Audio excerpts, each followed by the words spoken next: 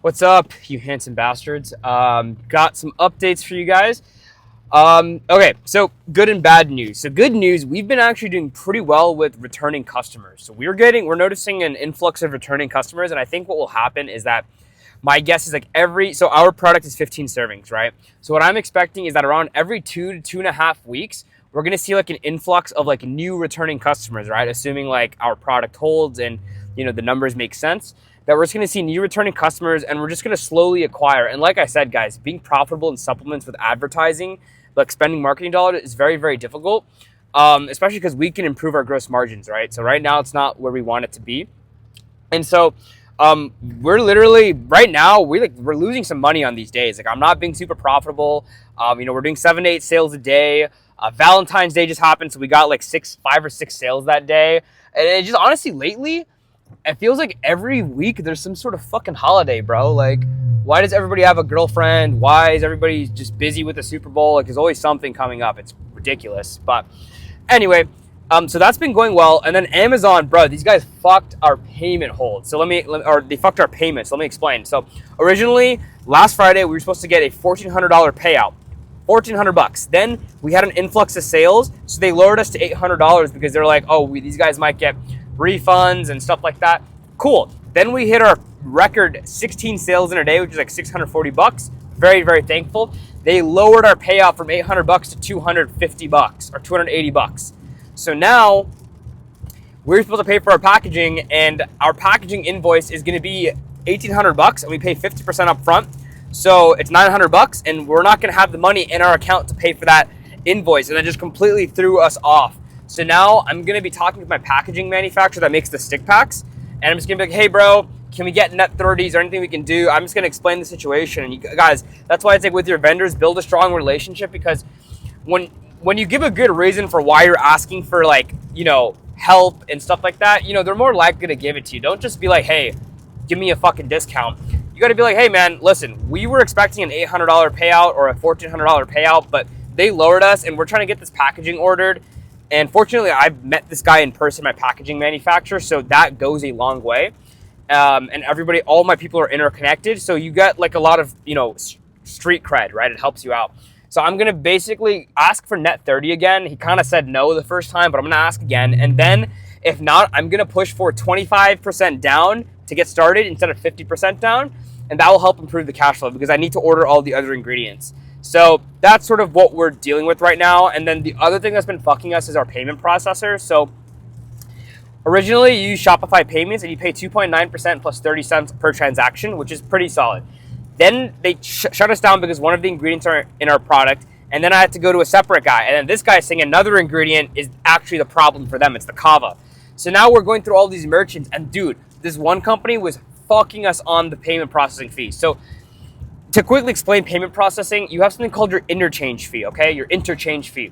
Your interchange fee is what Visa, MasterCard, American Express, that's how they make their revenue and money. They take 1.8% on average. Debit card is 0.5%, I believe. And then American Express, as you guys know, they charge more. So they take a higher interchange fee. So because of that, you have your interchange fee plus the fee on top. So that's what your payment processor makes. So that's what Stripe makes. And then Stripe just gives you 2.9% flat, but all the other guys, when you go third party, they do interchange plus their fee. So my guy was charging me interchange plus 3.5%. So 3.5% plus 1.8%, you're at 5% plus 10 cents per transaction plus a 5-cent AVS fee. It's called address verification. And essentially it just comes out to like close to 6%, bro. And I'm just like, 6% is what I pay TikTok shop for our referral fee. And it's just like, go fuck yourself. I don't want to pay that. And fortunately, we only lost one subscription through there. So I'm not in a rush, and I'm not going to pressure myself into signing something I don't want to. And with these guys, there's so many middlemaning and payment processing. So if you're getting a payment processor, like for instance, we have Authorize.net, they're the gateway. And I know I'm talking a lot, but this is like useful sauce for you guys for when you guys run into this problem. You have Authorize.net as your gateway. Then you have your merchant processor, okay? So you have Authorize.net, and then for us it's Payment Cloud. Payment Cloud, they wanted to do in-house net processing, so they would process it, but because our kava is considered high risk, they sort of push you to an outside referral network. So Payment Cloud then becomes a middleman to this other company, right, called Goat Payments. Goat Payments did not want to do it in-house, so they most likely are going to push us to something called Maverick Payments, who's the one that's processing the payment. So then you have to ask yourself, okay, so I'm paying because everybody's making their cut. They're not doing this for free. So you have Payment Cloud's making their money, you have Goat Payments making their money, and then Mavericks is the guy that actually makes the processing. They're the ones processing the money. And it's like, okay, why don't I just go straight up to Maverick and just say fuck you to all of you guys because you guys are asking for way too much money. So that's something that we're considering. And I just told the guy straight up, I'm like, look, dude, I'm fine with middleman, but 2 middlemen is crazy. Like, bro, I'm not paying 6%. I paid it on TikTok Shop already. I have to pay for Facebook ads and a whole bunch of other shit. So I'm going to be looking for more payment processors and just kind of interviewing people and just being like, yo, are you going to fuck me? Are you going to fuck me? So that is sort of the situation right now. We're not in a rush. And here's the thing, guys.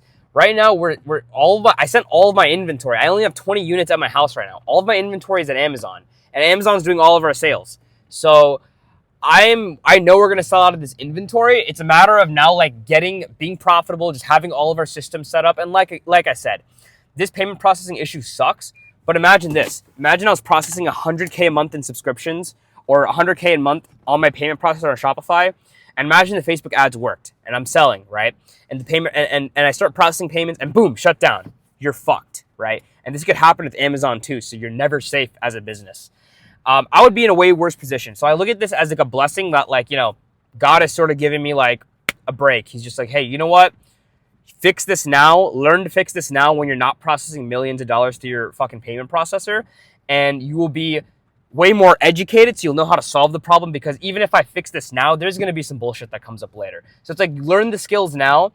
And, you know, I mean, I take all of the lessons, like my gummies being hard and all these losses that I'm taking. I just try to look at it as like, God is like front loading all of the bullshit and all of the problems because, you know, you have hard gummies or you have fucked up inventory on this small run. Yes, it is pretty much life or death for your business. But it's like, if you make it through this, when it happens again, you're going to be significantly more confident. You're going to be less stressed out, less panicked.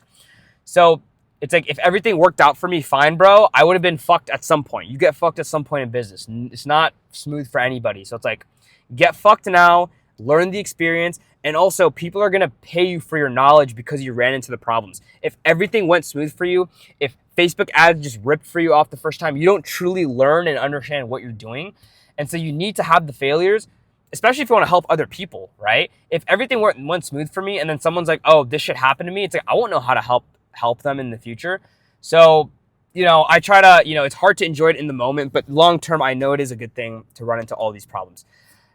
I know it's a lot of talking. I just feel like I owe you guys an update. But yeah, dude. And then sometimes I will say this. I was talking to my partner the other day or today, and I'm just like, sometimes I'm kind of like drinking my product. I'm drinking mood juice, and I'm just like, holy shit, like I created this. Like, you kind of take it for granted sometimes, you know? Like I talk about this in a lot of videos where it's like just trying to be grateful for all the progress you've made, because there was a point where it's like, I don't know if we'd sell 1 unit, and now it's like I can expect at least 3 to 5 sales a day. And it's like, you can always compare yourself to the people that are 17, they're doing 100K a day and stuff like that. But honestly, like, we're making good progress. I'm going to enjoy it as much as I can. I think we'll do 8 to 10K this month in sales, which is not really a lot.